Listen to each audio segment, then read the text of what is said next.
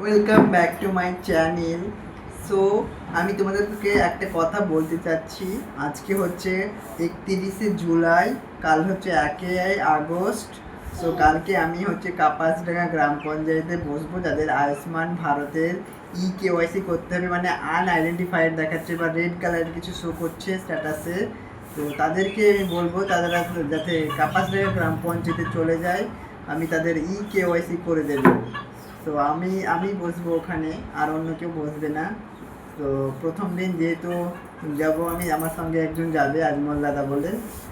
তো তোমরা সবাই চলে যেও। সো বাই বাই, এটুকু বলার জন্য তোমাদের সঙ্গে এসেছিলাম অ্যাক্টিভ হতে। সো তোমরা যদি ভালো ভালো লেগে থাকে, সাহায্য যদি মনে হয়, তাহলে লাইক কমেন্ট শেয়ার করে দিও, আমাকে ভালোবাসা দিও। Bye bye, good night.